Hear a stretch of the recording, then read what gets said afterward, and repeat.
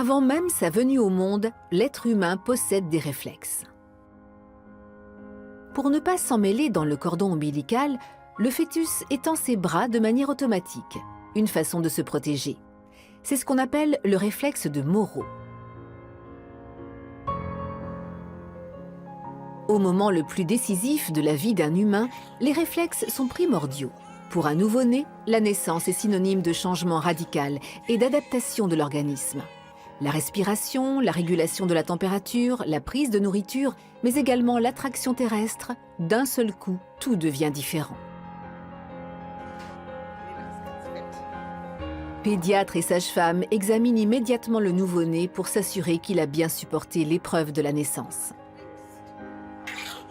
Lors de ces examens, appelés tests d'Apgar, la petite Léna est pesée et mesurée.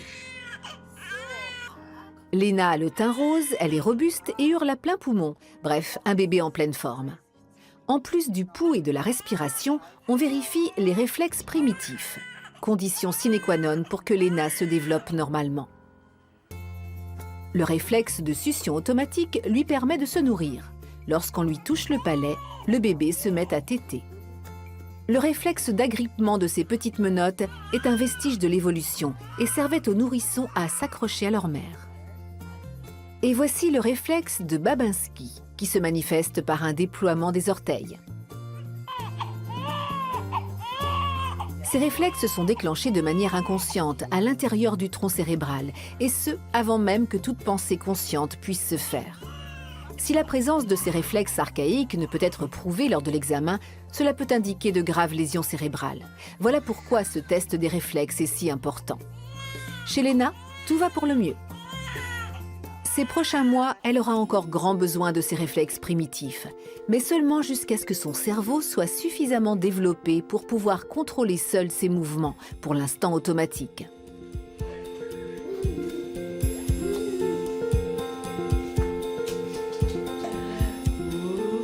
C'est le cas de Laszlo. Âgé de 10 mois, il a déjà perdu une grande partie de ses réflexes primitifs. Ils sont inhibés et contrôlés par des centres supérieurs du cerveau. Lorsque Laszlo agrippe ou lâche un objet, c'est parce qu'il le veut bien. Pour marcher, par exemple, il faut que certains de ces fameux réflexes archaïques aient disparu. Laszlo ne présente plus de réflexes d'agrippement ni de réflexes de Babinski. Il peut maintenant saisir ses jouets comme bon lui semble. L'âge auquel ces réflexes archaïques disparaissent dépend de chaque enfant, même s'ils ne devraient pas persister passé un certain âge.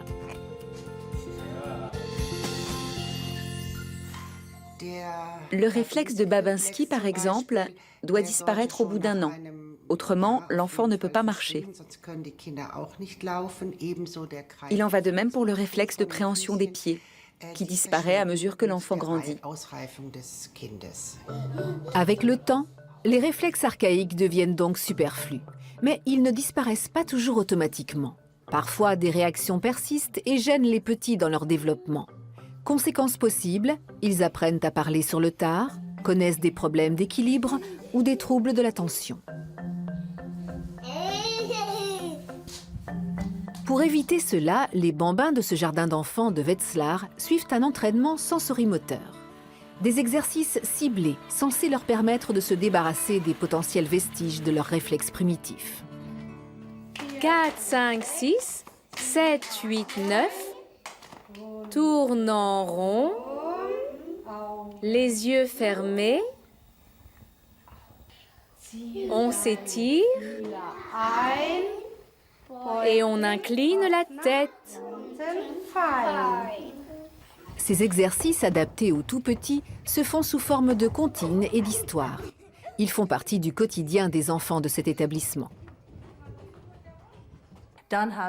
Nous avons aussi l'exercice avec l'escargot, qui est important pour la respiration et l'ouverture de la cage thoracique.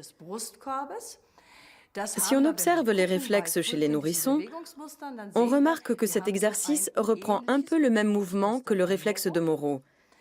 Pour l'escargot, il faut aussi lever la tête, ce qui est important pour l'équilibre, puis reposer doucement le menton en baissant la tête. Lors de ces exercices, les enfants reproduisent des mouvements typiques des nourrissons et apprennent ainsi à maîtriser leur corps en toute conscience. Car pour que les centres supérieurs du cerveau prennent le pas sur les réflexes primitifs, ces derniers doivent être parfaitement intégrés. Si au contraire les réflexes archaïques persistent, le système nerveux risque d'être parasité et des problèmes d'attention peuvent survenir. Plus tard, les conséquences peuvent aller de la difficulté d'apprentissage aux troubles du déficit de l'attention. Un phénomène très actuel. Le développement moteur humain suit son chemin comme il l'a toujours fait. Nous vivons dans un monde formidable, mais il a tendance à emprunter une nouvelle voie. Nous sommes de plus en plus envahis par la technologie, nous avons de moins en moins recours à notre corps, et l'écart se creuse progressivement entre le développement moteur de l'être humain et ce que nous trouvons dans notre monde. Pourtant, nous savons que cette base motrice, mais aussi sensorielle, est capitale pour la vie en général. Il est donc important d'apporter cette base aux enfants sous une forme adaptée à leur âge et de les accompagner dans ces activités.